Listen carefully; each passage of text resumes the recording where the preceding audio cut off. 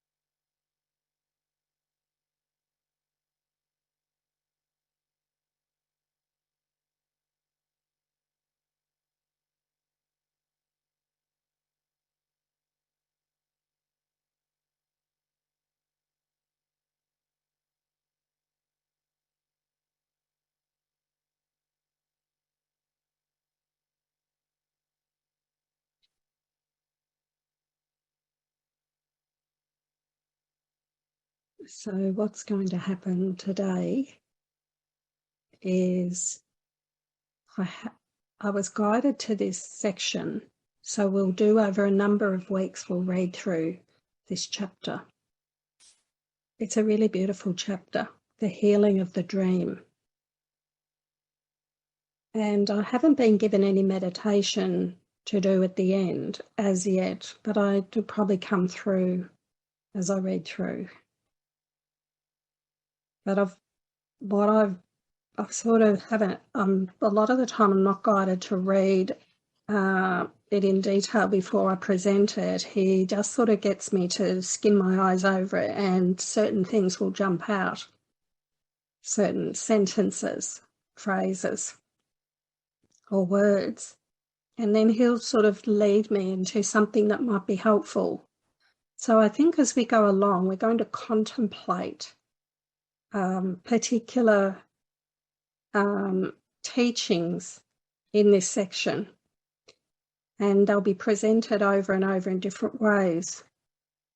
So it might be a little bit different this week. I might just get you to quieten down and just think about a certain aspect of this teaching. So let's get on with that. And to anyone listening to this recording, you are welcome. I love you. I bless you. I honour you. And we're all joined in this teaching. Let us say this little prayer to start with. It's sort of like a prayer of willingness. Like, as we start to read this section, we just become willing to be open, willing to be wrong about our current perception, willing to be wrong about our brother, the way we're perceiving him, willing to surrender our views, willing to just be open for the correction, the miracle, the change of perception. So let's just sort of get this sort of devotion or willingness to be a learner. We don't have to be we're students. We're being taught. We don't have to get upset with ourselves if we're not currently doing what he's asking us to do. But he's asking us to change so we can do this, because he knows he he's telling us it's going to bring this beautiful peace of mind. So the desire is, I want peace. I really, really, really want peace of mind. I want this experience of God's love. I want to feel it. So I'm coming to these teachings today to say, I'm open, I'm willing to learn, I'm willing to practice. I'm probably going to muck up a few times, but I'm willing to just keep practicing until I get there. And why am I willing to practice? Well, I have to undo an egoic mind. And even Jesus had to undo that. He was a character in the dream with us. He's just a symbol now of someone that's coming, of seemingly a body, but he's telling us that we can do this too. And it is a way home to God, but God is just this infinite love without an opposite. And we can experience this gorgeous love in our mind and have no ego at all.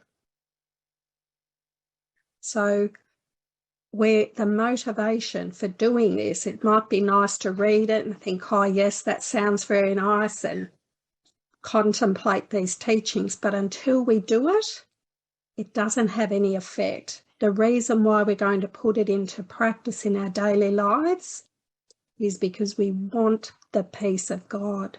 That has to be our motivation, peace. The goal of the course is peace.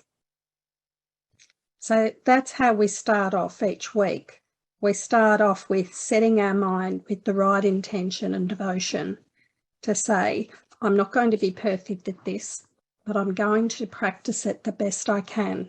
And as I practice it, I'll get better and better at applying it. Okay, so the picture of the crucifixion. The wish to be unfairly treated is a compromise attempt that would combine attack and innocence. Now, I'm going to talk about that sentence for a little while, because we need to understand, this is a beautiful teaching, we need to understand what this means. Now, I want you to think back to a recent event when you felt unfairly treated.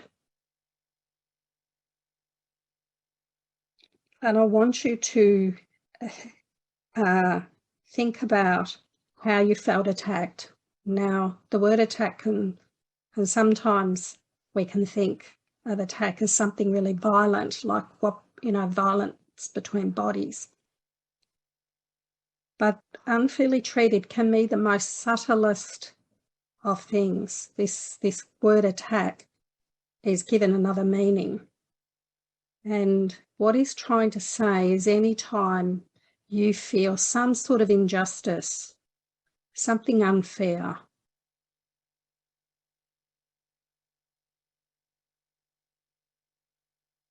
it might be anything. And believe me, your whole life, all your day, you're going to feel unfairly treated by everything, because that's what the ego finds, right? So it goes out and finds it. So he says the wish to be unfairly treated. You wouldn't think that you would wake up in the morning and say, I'm going to spend my day wishing to be unfairly treated all day. But when we join the ego, we are desiring. Remember, he says we're attracted to guilt. We're attracted to it. We're attracted to the idea that someone else is guilty. We really are. That's part of looking at the ego. We have to see how we really, really desire someone else to be the bad guy.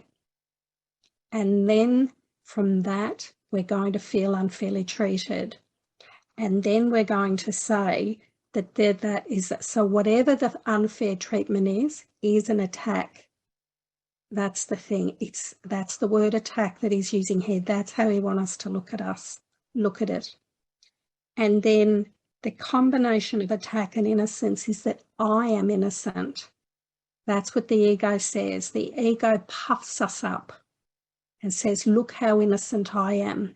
I wouldn't do that. Yet we are doing it. We're just glossing over that we're not. We're forgetting, but we are doing it because we're in the ego.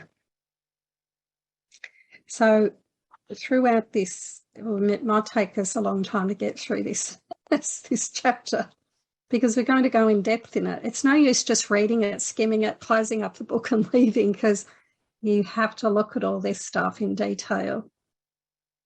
So we have to see the desire, the wish to be unfairly treated, right? We do. You might say, oh, I don't think I do, but we do. He's going to show us. We're not bad for that, because we're listening to the ego. He's going to show us all this leads to choosing against the ego. So a wish to be unfairly treated is a compromise attempt that would combine attack and innocence. So where we are, the ego says, I'm unfairly treated. It finds it. It wants to constantly get you to look outside yourself to see where you're being unfairly treated. And then the ego says, I'm attacked. I need to attack. I might attack by saying something, or I might attack by closing off my love towards that person. And then the ego says, I'm innocent, they're guilty. Now, it doesn't say all those words that way. It hints at it. That's why we have to look at it. That's why we need a lot of silence and quietness in our lives. We have to get a lot of willingness to have that quiet time so we can look at this. And we've got this quiet time today as we join. Who can combine the wholly incompatible and make a unity of what can never join? Walk you the gentle way, and you will fear no evil and no shadows in the night. But place no terror symbols on your path, or you will weave a crown of thorns from which your brother and yourself will not escape. So if you think about a recent event where you felt unfairly treated, and really start to think that we are weaving a crown of thorns for this brother. We would really love to put a crown of thorns on their head and ram the thorns into their head and hope it bleeds, because that's what we feel. We have so much hidden rage and hatred for our brother. It's all hidden, and it's all pushed down and aside in our mind so that we can constantly puff ourselves up as innocent and justify this innocence. And this is all suffering. You cannot crucify yourself alone. And if you are unfairly treated, he must suffer the unfairness that you see. You cannot sacrifice yourself alone, for sacrifice is total. If it could occur at all, it would entail the whole of God's creation and the Father with the sacrifice of his beloved Son. So what he's saying here is that we are like, we're in a dream world, and it's a collective ego, but we all seem to have a little part of the ego mind that has to be healed. That's one part of the ladder, seeing it, but that changes as well. When we feel unfairly treated,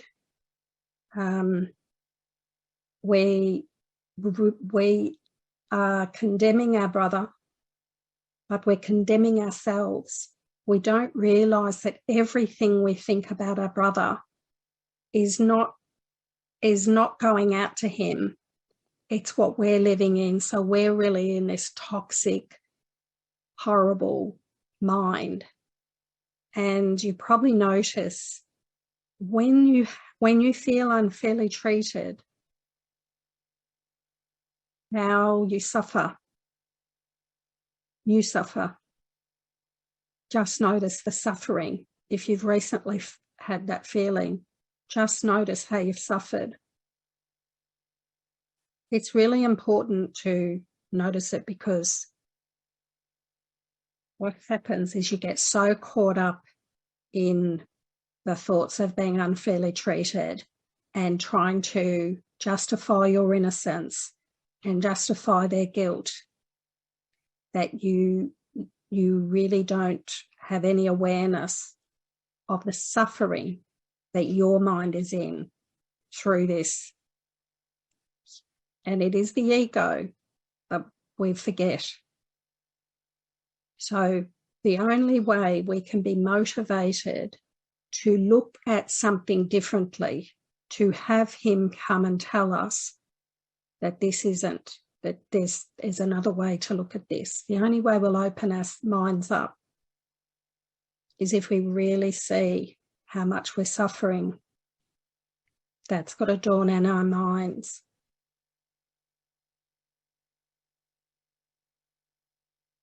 So, okay, I'm going, if there's a reason why we're going slowly through this, it might feel uncomfortable, but we need to go slowly. We need to be really mindful of any thoughts of being unfairly treated. That's why Jesus is emphasizing these particular unfairly treated. It's a really good way. You could spend, say, the next week just noticing every time you feel unfairly treated. You could put an emphasis on that. That's the way he showed me on my journey. We would spend time with a particular theme, and then I would see it further down the track, but it was more like I was looking at, so we have to come and see the thoughts are saying I'm unfairly treated. It's not really happening. There's nothing that is being, there's nothing I can be unfairly treated. His teaching is you can be free for the rest of this lifetime in the happy dream of never, ever feeling unfairly treated. And that is peace. But we need to look at these things and take ownership of them and take responsibility. The only way they get healed is when we bring it back in and say, I need help to look at this differently. So he's going to help us heal this. So Shannon, would you like to read through paragraph 2? Thank you. And I'll comment on it. Thanks, Cate. In your release from sacrifice is his made manifest and shown to be his own.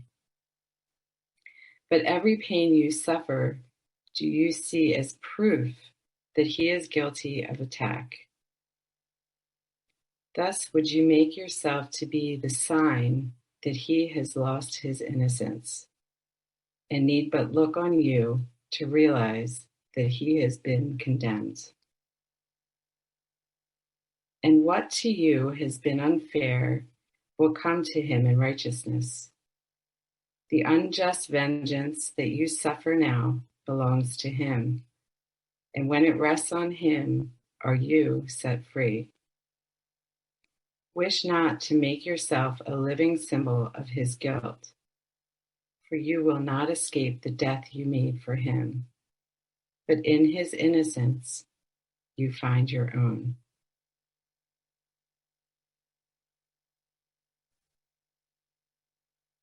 So this section is talking about how we are condemning our brother. We need to look at this. We really need to, like I said last week, you might squirm a little bit and like, I don't want to look at this. Let's just get to the happy, loving stuff. But we need to look at what we're doing. So we have to see how we are so attracted to being unfairly treated. Now, if you've had an incident, say in the past week, think about how many times your mind has gone back to that since it happened. Think about your mind's just, the ego's just coming in with those thoughts, looping it around, showing you time and time again, and expanding the story. So have a think about how initially it was just unfairly treated, he's guilty, I'm innocent. And then it gets expanded. Maybe the day later, the story's blown up more in your mind. You're more infuriated. So we have to see what we're doing. There's going to be a moment where all of a sudden we say, oh, I'm in the ego. This is the ego. This is all the ego. This big being unfairly treated. And we notice how we have to say, oh my gosh, I am justifying my innocence and I'm attracted to his guilt. We have to admit this. I'm really, really attracted to how bad and guilty he is.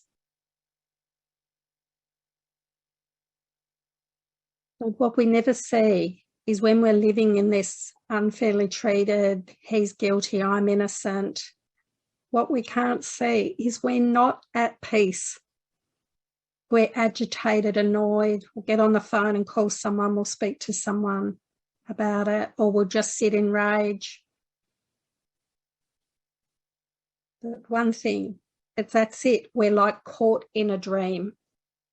We're caught in this full story.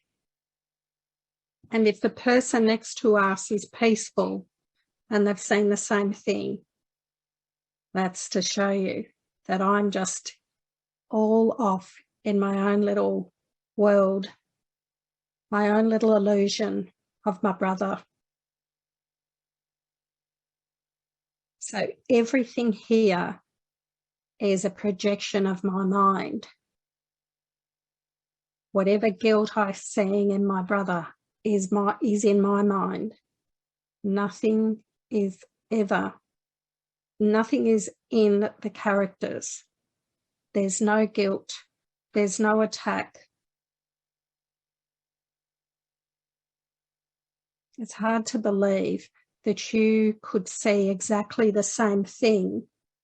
That if you think about something you felt unfairly treated, look at it now and think to yourself, I could see this and not experience this as an attack or as feeling unfairly treated. There is a way to look at everything that's happening in this world and not have this experience of being unfairly treated, not have an experience of thinking our brother's guilty. This is the way we have peace. We come to peace is by changing everything. It's changing our thoughts, because remember, I'm only upset from my thoughts, my beliefs, my ideas. I'm only upset by what I'm believing in that moment. Whenever you consent to suffer pain, to be deprived, unfairly treated, or in need of anything, you but accuse your brother of attack upon God's Son. You hold a picture of your crucifixion before his eyes, that he may see his sins are written in heaven in your blood and death, and go before him, closing off the gate and damning him to hell. Now I want you to contemplate this a little bit.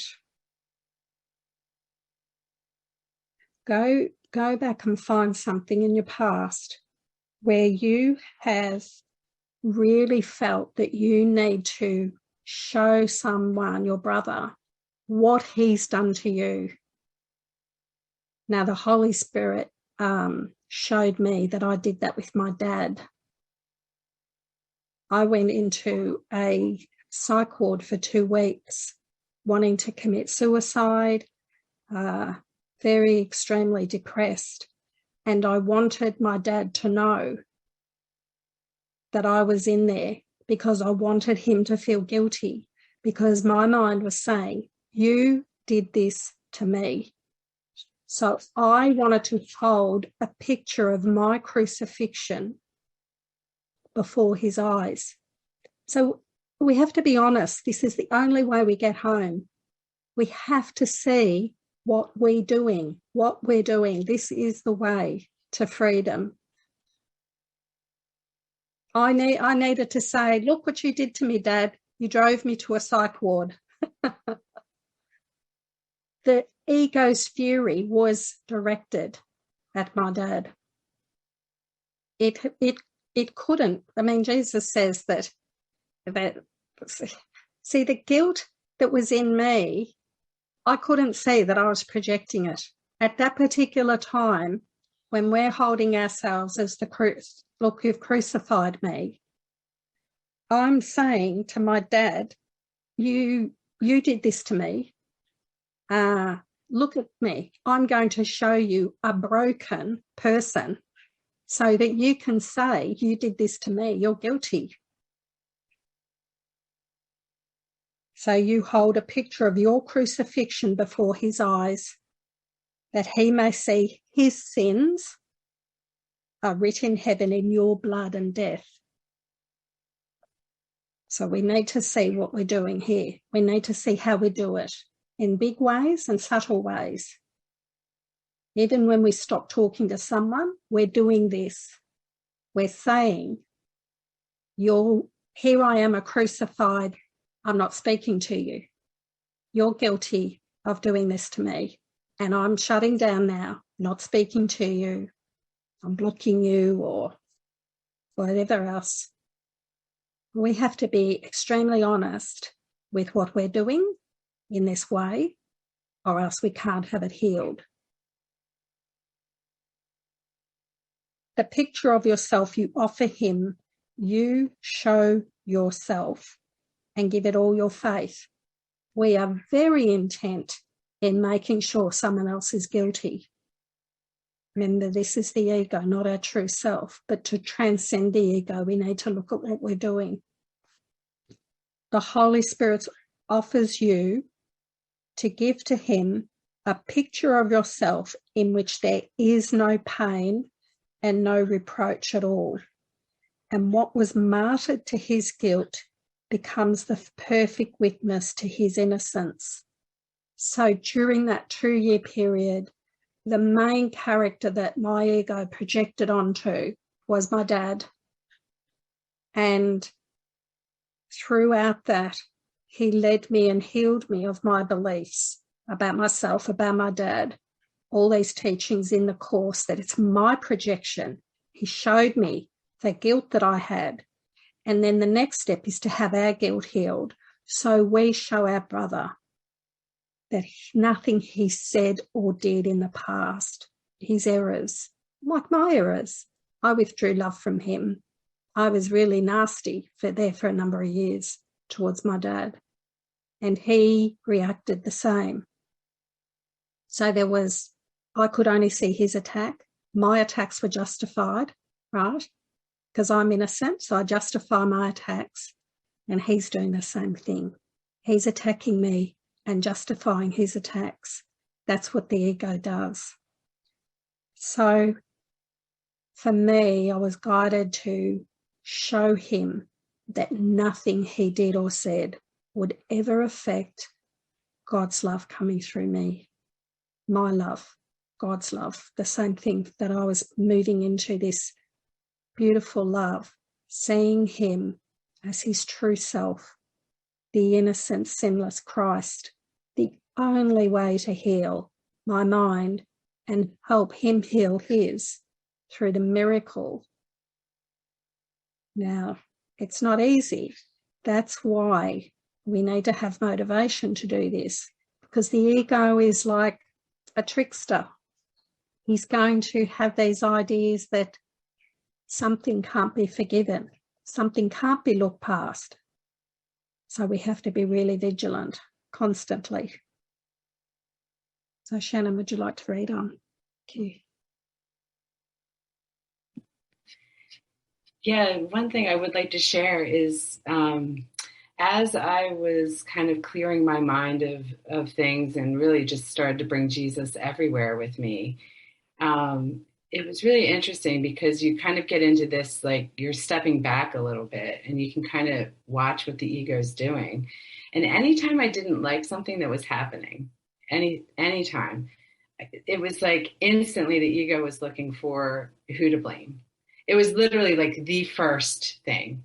And so it's like, all right, whose fault is it? And it's like this scan of like, all right, who can I point the finger at for this? Because it can't be my fault, you know? And so that's the beauty of it, is that through that whole process, I saw the ridiculousness of it. First of all, you know, how can it be one person's innocent, one person's guilty when there's only one, you know?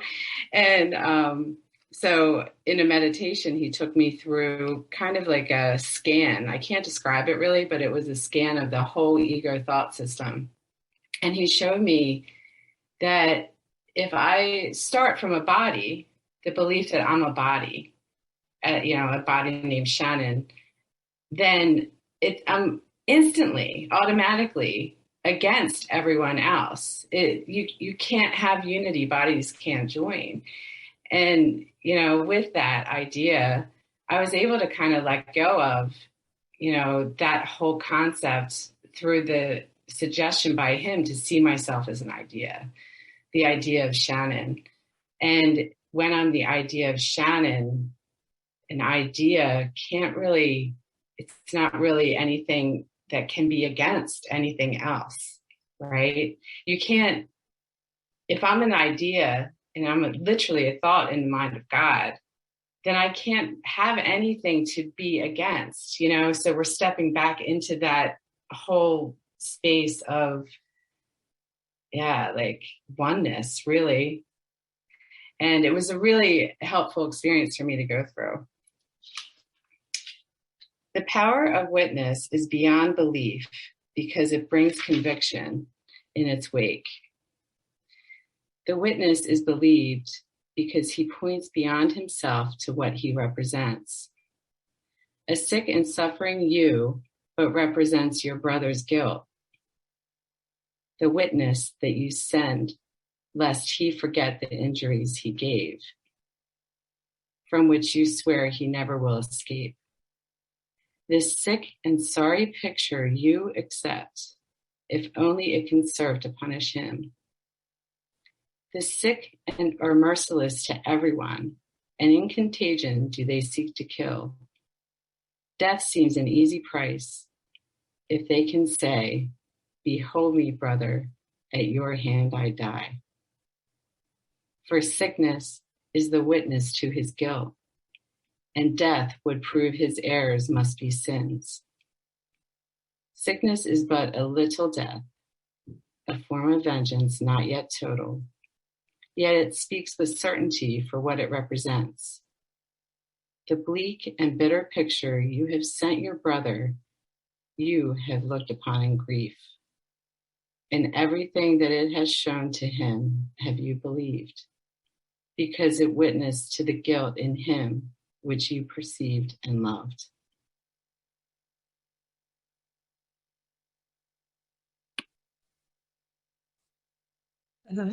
Thanks, Shannon, for that lovely sharing and reading this section. So this paragraph is really sort of emphasizing what this teaching is talking about. And I would really like you just to quieten down for a few minutes, just sink into silence and really see how you want to show your brother, hold me, brother, at your hand I die. So in sickness, in pain, think back, just really search your mind for the character that you blame.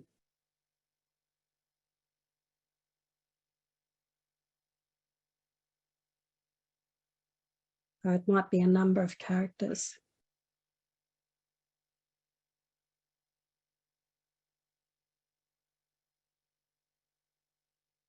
You have to be really honest, and no one needs to know. This is just for your healing of your mind. We need to be honest. And even if you're currently still justifying an unfairly treatment, just try to sink in and see how you are so loving this idea that someone else is guilty and you're innocent. It's really important to see how much we desire this and love it. It's okay to say that because he wants us to see it. We want to get behind these beliefs.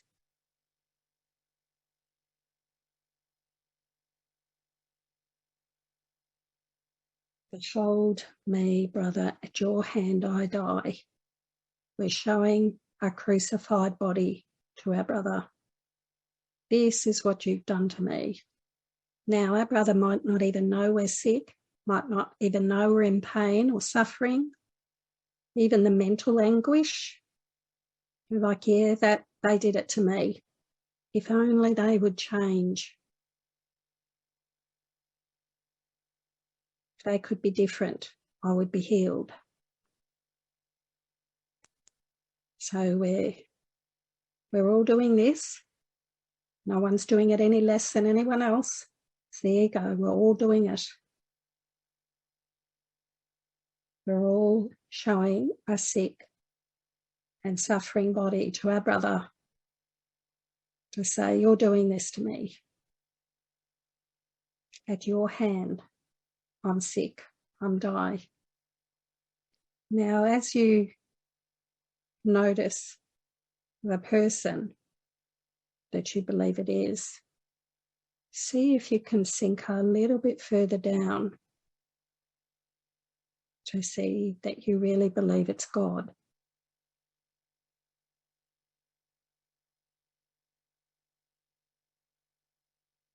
See if it shifts over the thoughts. You can have a realization.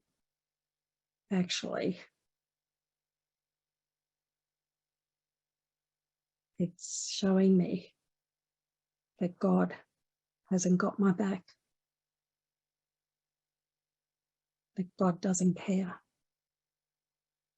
See if you can find that below.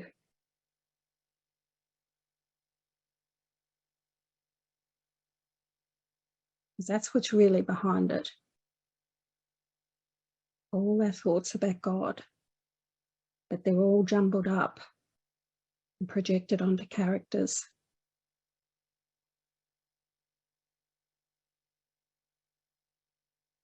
So when we're sick, we're witnessing, we think it's our brother, but deep down in our mind,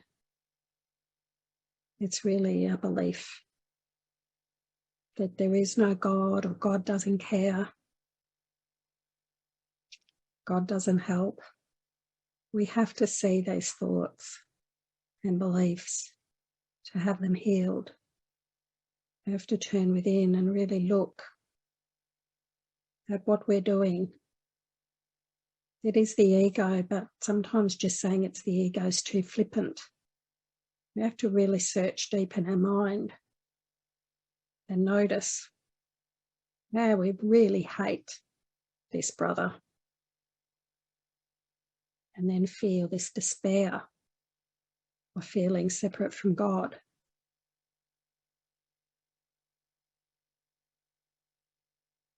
It's all deep in our minds. It really is. If you feel you want to start crying, that's okay. Because it will lead to healing. We need to touch this despair, this feeling that God isn't around us, doesn't love us, because the surface level stuff is this unfair treatment from our brother. But it goes much deeper. Some of you might be hitting this.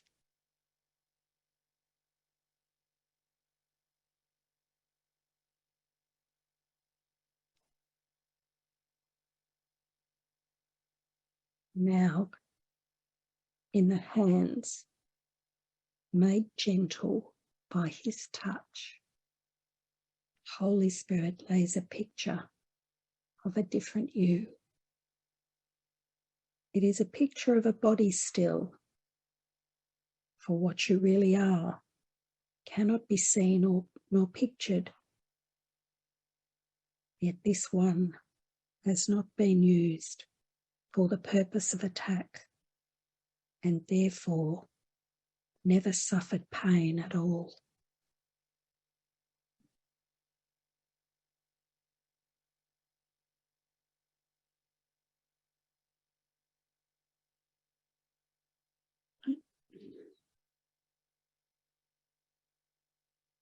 It witnesses to the eternal truth that you cannot be hurt, and points beyond itself to both your innocence and his. Show this unto your brother, who will see that every scar is healed and every tear is wiped away in laughter and in love. And he will look on his forgiveness there, and with healed eyes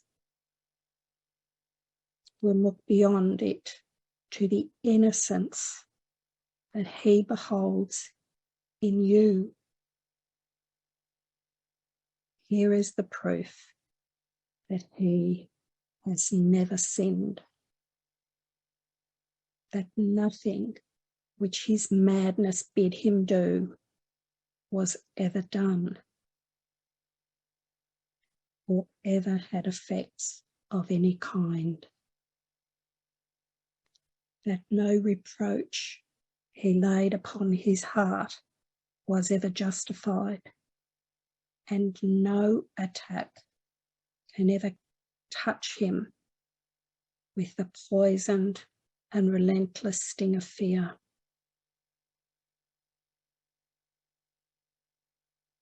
I might just read on, Shannon. Attest his innocence and not his guilt. Your healing is his comfort and his health, because it proves illusions are not true. It is not his will. It is not will for life, but wish for death that is the motivation for this world. Its only purpose is to prove guilt real. No worldly thought or act or feeling has a motivation other than this. So every single thing in this world, in this egoic world, is always about proving our brother is guilty. That's shocking to think that, isn't it? How every single moment of every day, every mind is trying to find guilt in someone, somewhere, some situation. These are the witnesses that are called forth to be believed and lend conviction to the system they speak for and represent. And each has many voices speaking to your brother and to yourself in different tongues. And yet to both the message is the same. Adornment of the body seeks to show how lovely are the witnesses for guilt. Concerns about the body demonstrate how frail and vulnerable is your life. How easily destroyed is what you love. Depression speaks of death and vanity of real concern with anything at all. So I just want to go back and focus on this teaching and go through it a little bit again so you can really understand what this teaching is. And this is what the Holy Spirit showed me and Shannon showed her. So as we look and we see how we want to hold our sick and crucified body in front of our brother, not even aware that these thoughts are saying, see, you did this to me. Look how I am. I'm showing you your guilt, that you're guilty. I didn't do this to myself. You did. And Jesus is asking us to see our brother as innocent and to hold a healed body before him and to constantly get the message to our brother that there is not one thing he could say or do that could take the love away, that the miracle of God's love is extended to him in every moment, no matter what he's doing. And he, see, as an ego, you have to attack. You feel attacked and you want to attack back, defending via attack. So when we're coming into this holy relationship,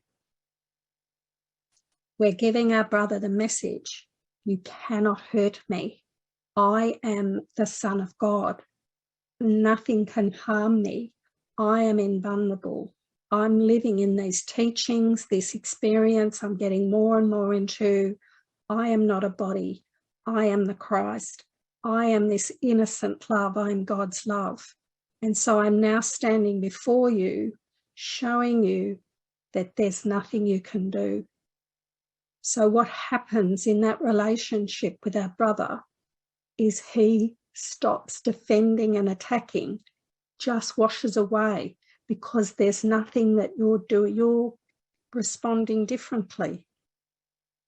You're showing here, you're seeing his innocence. You're seeing his true self. And that's how we heal. We help heal our brother. So that's what I started to do with my dad. He's the character in my dream that I was projecting onto. I withdrew my projection. His ego. The ego split into billions. We're using the classroom to take us home. His ego was projecting onto me. We're in an unholy, special relationship. It's based on hatred, mainly. And now, of course, only one of us need to be in our right mind for it to be healed. And his mind gets the healing. So over the last 5 years or so, maybe longer, my dad and I have had this really wonderful relationship. So we laugh. I mean, I think there's a section here about, you start to laugh. There's laughter instead of attack. So there's a lot of laughter. And one thing I came to see was this sense of humour in my dad that I'd never knew was there. It's quite funny. And that humour started coming out. Just this gentle, nice humour. And mine too. So there was a lot of gentle laughter, concern, love. But remember in the manual for teachers where he says, do we have to check with healing, whether healing has occurred? He says not to do that. We have to trust that just doing this, just being with our brother and saying, he's in his ego, like my dad is still quite egoic, upset with this one, worried about that, projecting. I don't have to see the evidence of it. I just know that when I am in a relationship with him, I have to trust that when I'm extending God's love, which is all I extend now, because the ego has been undone, I trust. I don't need to see the evidence, but there is evidence there when I'm with him. And who knows? I don't have to worry. I'm never concerned about it, how it works out. We can't be. We have to just trust it. There is one mind, and as we do our forgiveness work and see our brother's sinlessness, we are healing the one mind, and we're all in that one mind. And he says legions upon legions get healed through that. So we just need to trust. We don't go searching for evidence, because I did ask him. It doesn't seem like my dad has completely healed. He's still, saying things. He just said, don't pay any attention to it. Let it go. And just trust that seeing his innocence. Don't see him as a body. Don't see him as sick. Don't see him as dying. See the whole beautiful self. It's formless. Just got to sink into that. And as I sit with my dad, and he goes through this part of his journey, I just trust that I am standing before him, healed, whole and happy. If I hadn't have done this work, I'd probably be still in and out of psych wards, right? Trying to get the right medication for my depression and anxiety right. Still there. But now I stand before all my brothers and say, I attest to your guiltlessness. I'm not going to show you a crucified body. I'm going to show you a healed body. He says that. To show your brother that there's nothing he could ever do or say that could harm you in any way. Because why would anyone who says anything that's nasty or mean, well, you're in your wrong mind. And is there a wrong mind? No, there's never been a wrong mind. So that's never happened. So I'm just saying what I'm seeing never happened. It's not happening. I'm just constantly aligning with the love of God, loving him. So I'm feeling, I really feel like this teaching I feel like it's going to go into the next page. It's going to shift into something else, sort of slightly off this really strong teaching here.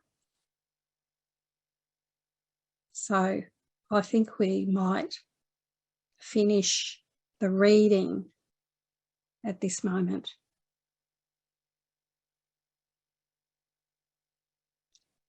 And I think we might move into doing some meditation where we bless our brother. So we can move into the correction. So we've looked at the error. We need to look at what the ego is doing. We've spent some time doing that. If you can during the week, try to do this again. Sit down and really look Look at your relationships and notice how much unfairly treatment there is around it all. You'll be mind-boggled when you see, as Jesus says, the whole world, every thought, act or feeling has a motivation. Its purpose is to prove guilt real. And when you start to really sink in, you'll start to see, even if your power gets turned off today and you can't use your power, there'll be a thought about being unfairly treated. It's the most subtlest thing. It's so subtle. Or just the weather or something. So many thoughts that just say, and it's never going to say the person that turned my power off is guilty. But you'll never, very, very rarely will you have the thought someone is guilty. But it's implied. It's always implied. And it's always to do with us as a body, like Shannon said. That's what he showed me as well. He said it's all about bodies. All of it. Everything to do with the being unfairly treated comes back to you suffering as a body. Anything. You start to look at your thoughts about your day. So we get up in the morning and our eyes see a world, and we're looking out. We can't see it as a dream.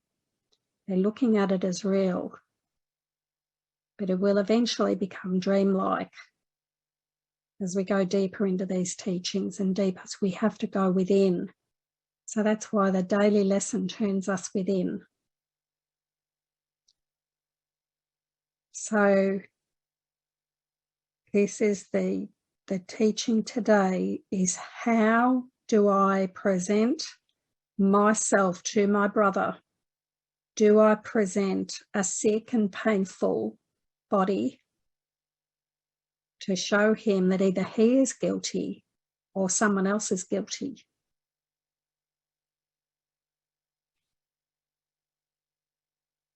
And very, very slowly work to correct that so that I can eventually show up to my brother and say, no,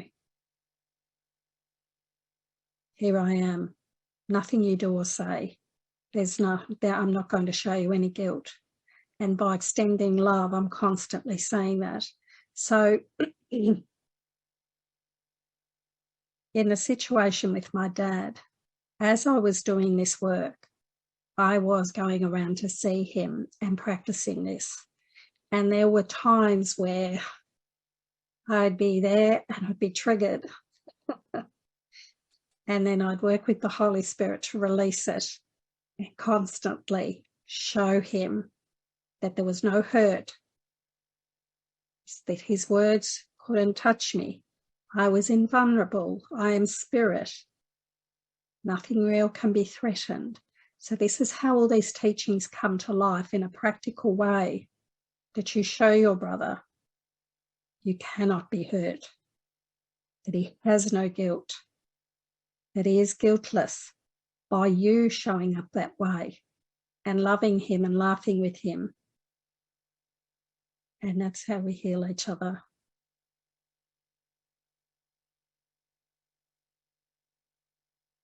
So there's a little section, Shannon, I thought you might like to read that little italics, little prayer just at the end of chapter 26. Would you like to read that? Thank you. Sure. By this do I deny the presence of the Father and the Son, and I would rather know of them than see injustice, which their presence shines away.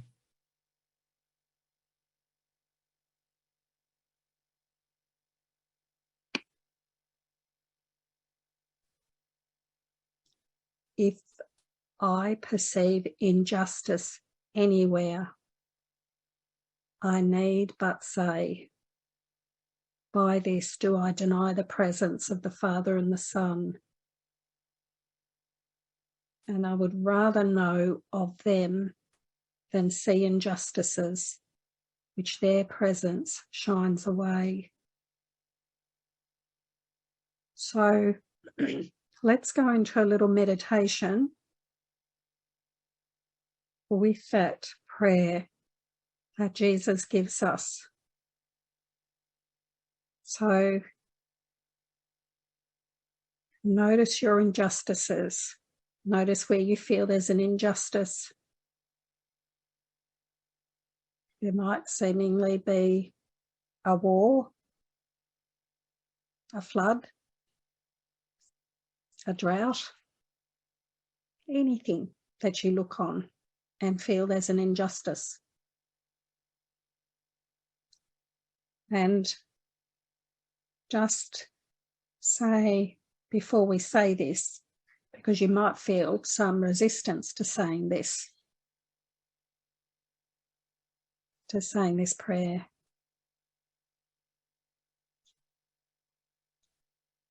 But let's say that this is the Christ mind, and it is the ultimate authority. These are his teachings. These are the things that he's telling us. If we can move into this, our mind will be healed.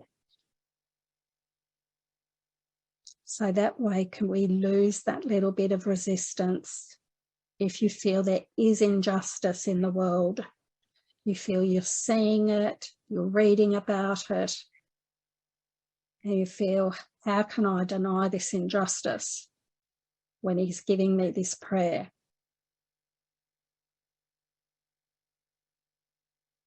But he's asking us to deny its reality, because nothing in God could be separate and hurt and suffer.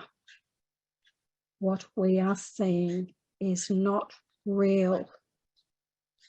We're in a dream, we're in an illusion. He's asking us to heal our minds of the belief in a world of separation. And he's telling us, and if Jesus, the way I came to the Course, I said, if it's in the Course and he's telling me to do it, and this is what it is right. It is true and right, and I am wrong. So I'm willing to be wrong about what I think is real, about what I think I'm seeing. If he's written it in his Course, it is real, it is true. He's telling me, if I perceive injustice anywhere, I need but say to myself, by this, looking at this injustice, do I deny the presence of the Father and the Son? Because I have to be thinking that there's something outside of infinite love and myself as I was created. I'm denying God and the creation of me being created as he created me by thinking this is real. I'm denying my true self. And I would rather know of them, the Father, the Son, the true self, than see injustice. So I'd rather know the infinite creator than injustice, rather than keep looking at the injustice and being upset by it, looking away, coming to see that I'd rather know my creator, the love, the infinite love of God, an all-encompassing love, and this which their presence shines away. So it shines the injustices away. It brings me above the battleground as I look down with the Holy Spirit and Jesus, I look at it and he says, this is a dream. Nothing outside God can be real. What you're seeing is not real. It's a whole illusion of a world. And you as a body are not in a body. You've never been a character called your name. Every single part of your life is an illusion, is not real. Nothing exists outside God.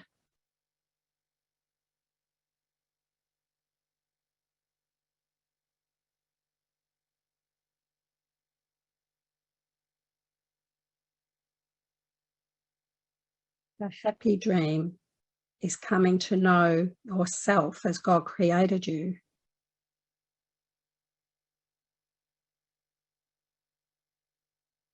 And seeing past the forms that you're looking at, looking past them. It's just seeing the infinite love, the Christ self, and knowing that's all that's ever real. And looking around at the devastation, he calls this place a slaughterhouse. Look at the slaughterhouse and know that nothing of God splintered or separated off to come and be separate, to fight amongst itself.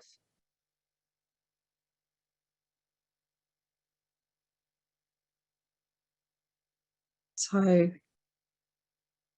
let us come to know that true self. It's the only way to have peace and happiness. I know these teachings can be quite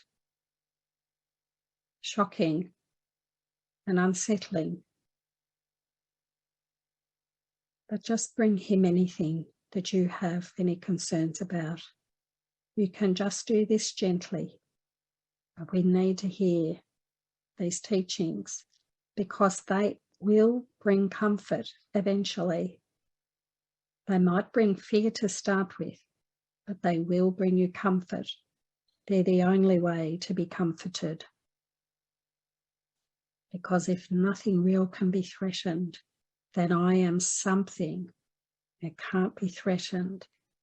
I am love.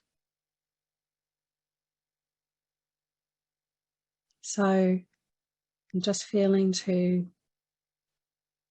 give you 10 minutes of silence just to let this, you can be in silence or you can let him lead. Just say, Holy Spirit, I give this 10 minutes over to you.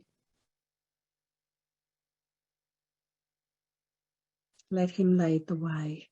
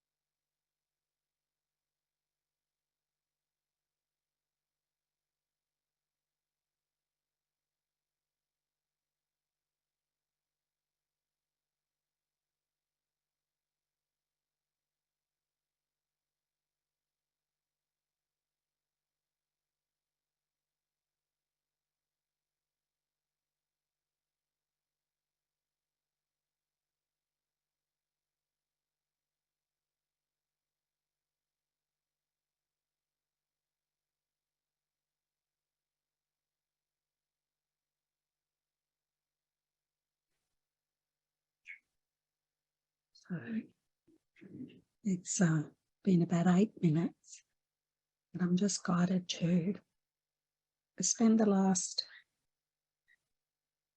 10 minutes on a forgiveness practice. So with anyone that you have felt unfairly treated by this week or any time, just let the character come into your mind and let us heal this projection of guilt, this belief in our brother's sin. I'm using a little prayer that Jesus gives us in lesson 95. The lesson is titled, I am oneself united with my Creator. That right at the end of it is a lovely little prayer. And it says, to everyone you meet today, be sure to give the promise of today's idea and tell him, you are one self with me, united with our Creator in this self. I honour you because of what I am and what he is, who loves us both as one. So I'll repeat this a number of times. So hold the face in your mind of the person that you believe has treated you unfairly. Just see them in your mind's eye. And as I say this, try to feel this love welling up in you, uniting with your brother. Have the motivation to do this, to bless him with this blessing, to help heal your mind and to bring him in, to give him the blessing of your healed mind. You are one self with me. Hold the picture in your mind of your brother. You are one self with me, united with our Creator in this self. I honour you, my brother, because of what I am and what he is, who loves us both as one. He loves us both as one. Feel yourself joining this brother.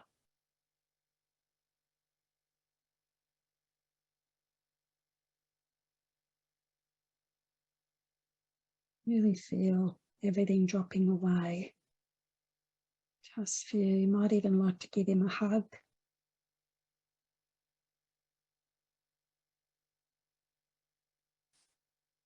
Tell yourself, I'm going to let go of the past.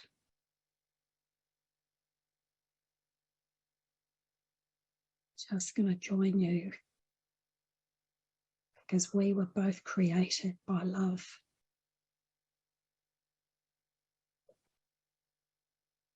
We are not bodies.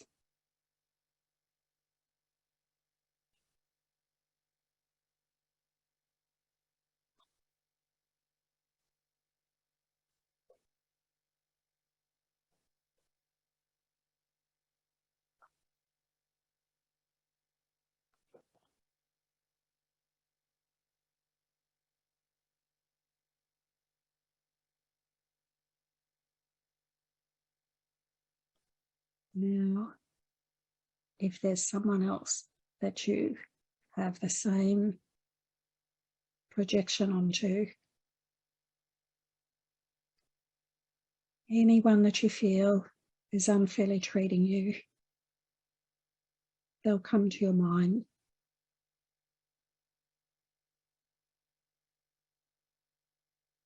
Let us hold in our mind our dear brother's face.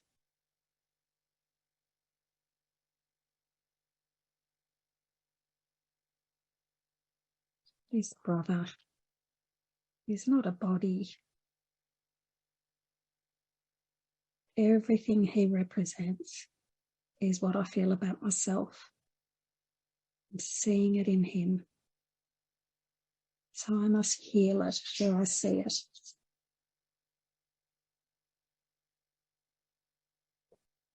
I am denying myself everything if I hold one brother apart from my love, from God's love.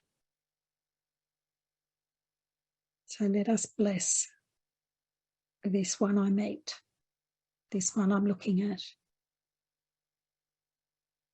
You are one self with me, united with our Creator in this self. I honour you, brother, because of what I am and what He is, who loves us both as one. Feel this oneness. Try to feel like it's a oneness enveloping you and your brother. Try to feel there's something surrounding you, enveloping you, moving through you, bringing them in. God's love surrounds you as one. See, feel yourself just merging into this one love. Let everything go. Just be.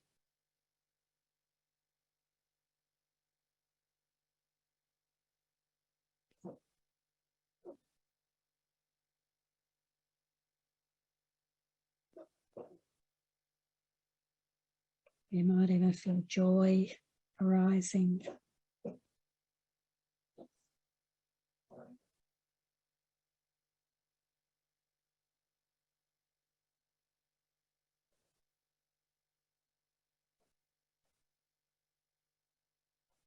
I honour you because of what I am and what God is, who loves us both as one. I love you, brother. I love you. I honour you. And I bless you. We are one. Feel your heart opening. Feel the love surrounding you. Let everything go. Let the past go. Don't let it into your mind. Let it all go and join your brother in this true self.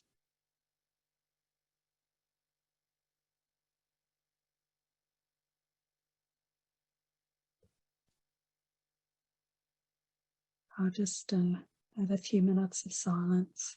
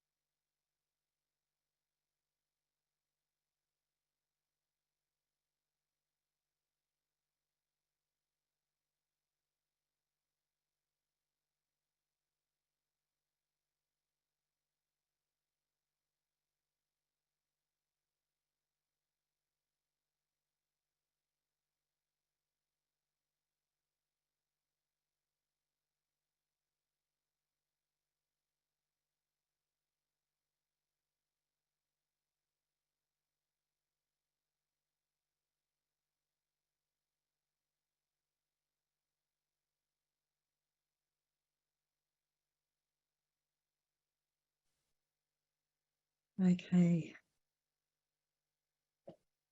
Thank you, everyone. And we'll finish this recording now.